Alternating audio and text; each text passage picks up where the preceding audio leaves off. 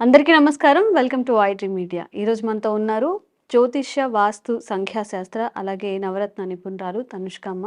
So, చాలామందికి అప్పుల బాధలుంటాయి కదా! ఎంత వడ్డీలు కడుతూ ఉన్నా ఇంకా రుణాలు పెరిగిపోవడమే గానీ తగ్గడం అంటూ ఉండదు. అండ్ బయట మనం తీసుకొచ్చినప్పుడు కూడా అవి రెండింతలు, మూడింతలు అవుతూ ఉంటాయి.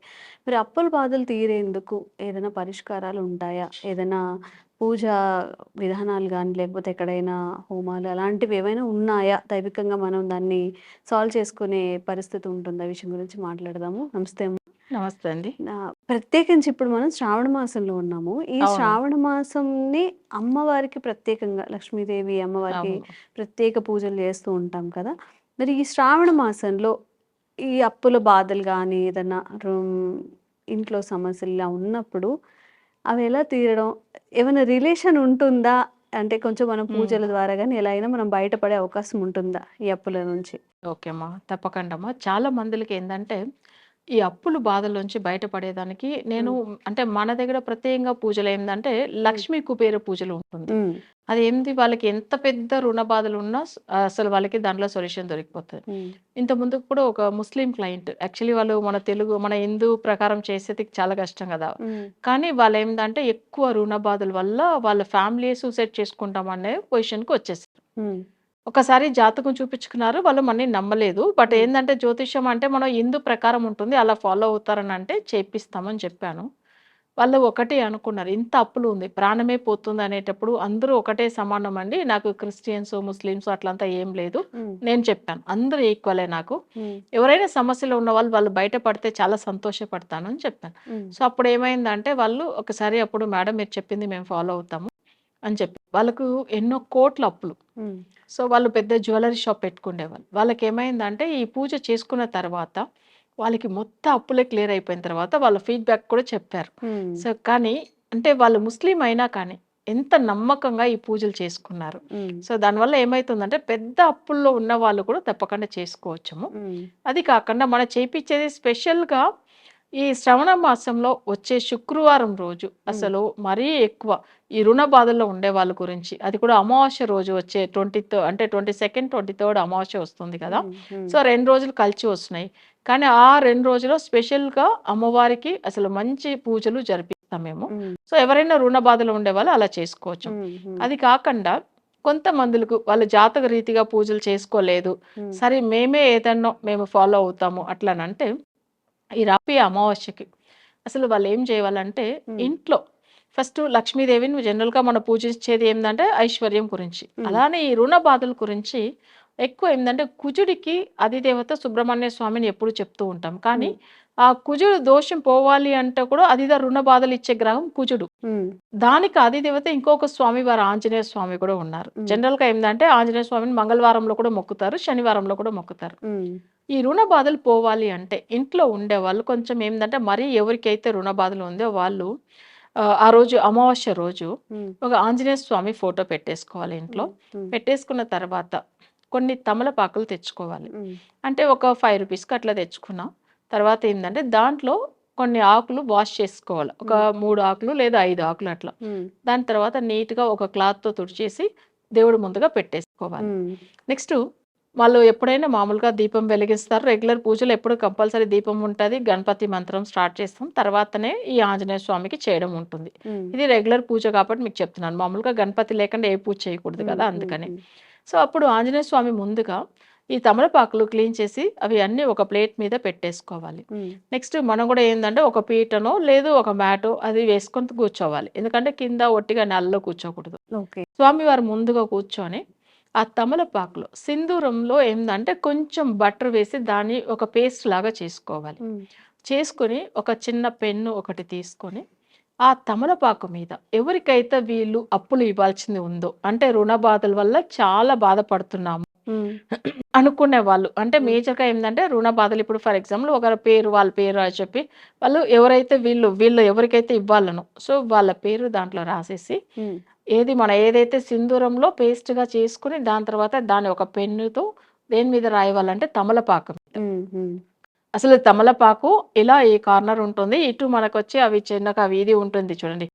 ఇప్పుడు తమలపాకు మామూలుగా ఎలా పెట్టేసుకుంటాము, దాన్ని మనం ఇట్లా చూస్తామంటే మనకొచ్చి ఈ కార్నర్ ప్లేస్ ఇలా ఉంటుంది. మనం ఒక బుక్ ఎట్లా పెట్టుకుని రాస్తామో అలానే రాసుకోవాలి. ఓకేనా?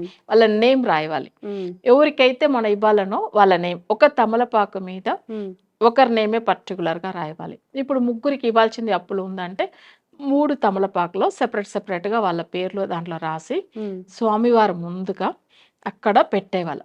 ఎందుకంటే వీళ్ళకి నేను అప్పులు ఇవ్వాల్సింది ఉంది, కానీ నిజాయితీగా నేను ఇవ్వాలి, నేను ఆల్రెడీ తీసుకున్నాను కాబట్టి దీనికి ఏదైనా నాకు మార్గం చూపి వాళ్ళకి నేను ఈ రుణ బాధల నుంచి నేను బయటపడవాలి, వీళ్ళకి ఇవ్వాల్సిన నేను అప్పులు ఇచ్చేవాలి. ఎందుకంటే తీసుకున్నామంటే తప్పకుండా రిటర్న్ ఇవ్వాలి కదా. కొంతమంది వాళ్ళకి ఏదైనా రాకుండా అవకాశం లేకుండా ఉంటుంది కాబట్టి బాధపడుతున్నారు. సో నిజమైన కోరిక మనం పెట్టుకుంటే స్వామివారు తప్పకుండా వాళ్ళకి ముందుకొచ్చి మంచిగా చేపిస్తారు. ఎవరైతే అప్పులు ఇచ్చారో వాళ్ళు కూడా కొన్ని రోజులు ఆగుతారు, వీళ్ళకి మంచి ఇన్కమ్ వచ్చేంత వరకు కూడా.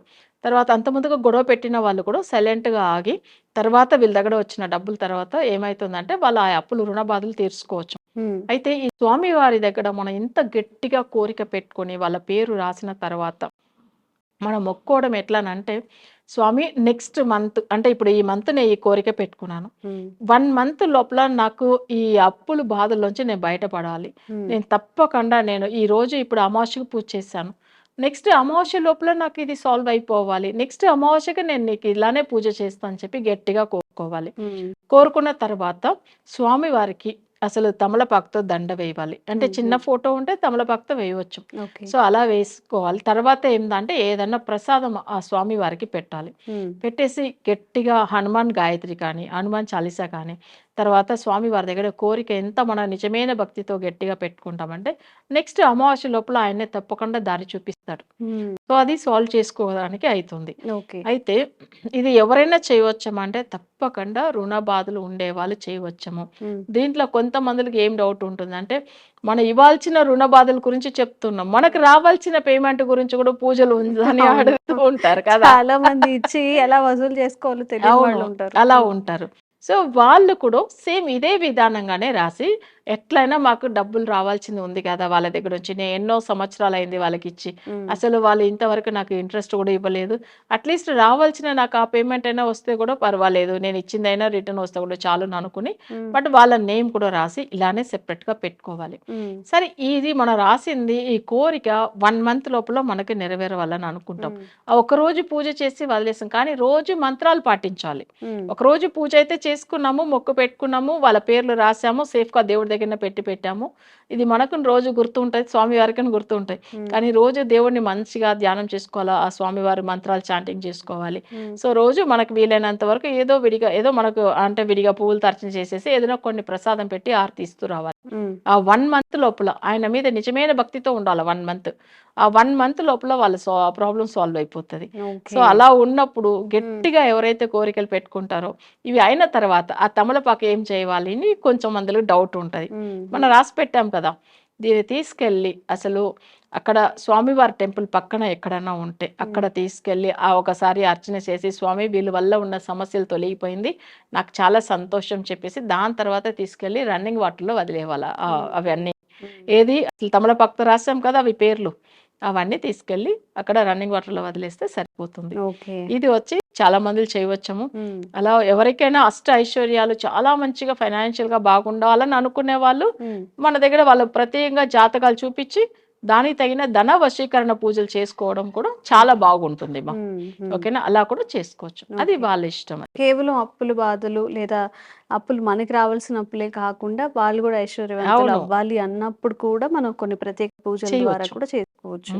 ఓకే, నిజంగా అమ్మ ఇదైతే చెప్పారు, మీ అప్పులు తీరాలన్నా మీరు ఇచ్చిన అప్పులు మళ్ళీ మీకు రావాలన్నా ఆ డబ్బు మీకు రావాలన్నా కానీ, అలాగే ఎవరైనా ఫైనాన్షియల్గా సెట్ అవ్వాలి, ఎంత కష్టపడుతున్నా కొంచెం మనం మంచిగా సెటిల్ అయ్యే అవకాశం ఏముంటుంది అన్న వాళ్ళు కూడా ఈ స్క్రీన్ మీద కనిపించే నంబర్స్కి ఒకసారి అమ్మతో మాట్లాడి కూడా మీ సిచ్యువేషన్ ఎలా ఉంది ఏంటని డిస్కస్ చేసి మీకు తగిన పూజా విధానాన్ని పాటించి దైవ బలాన్ని అయితే మనం పొందే అవకాశం అయితే ఉంటుంది. నమస్తే అమ్మ, థ్యాంక్ యూ సో మచ్. నమస్తే అమ్మా. తవ్వుతున్న శివలింగం సరే దాన్ని అట్లా కప్పేసేయండి, చూపించదండి. కృష్ణ ఇస్ దేర్, మూర్తి పూజ కాదు, సాక్షాత్ బ్రజేంద్ర నందన భగవాన్ ఉన్నారు మూర్తులు. ఏమీ ఆశించకుండా ఆరాధించే వాళ్ళు కూడా ఉన్నారా ప్రభుజీ? నిజమైన భక్తి అంటే మనకు తెలియదు కాబట్టి. And for more videos, Please subscribe to iDream. Please subscribe to iDream. Please subscribe iDream. And please subscribe to iDream. For more videos, subscribe to iDream. please like, share and subscribe to the channel. Congratulations, iDream. Subscribe to iDream. Subscribe to iDream. So subscribe to iDream Media. iDream ki iDream team andarki huge congratulations. Please subscribe iDream Media. Please subscribe to iDream. Subscribe iDream. Please subscribe to iDream. iDream అంటే నా కళల ఛానల్ను subscribe చేసుకున్న నోరు తిరుగుతలేదు, మీరైతే గంట గుర్తు కొట్టండి. For more such videos, please subscribe to iDream. Subscribe to iDream. Please subscribe to iDream. Please subscribe iDream Media. Please do subscribe to iDream. Please subscribe to iDream Media. For best entertainment and information, please subscribe iDream. And don't forget to subscribe to iDream.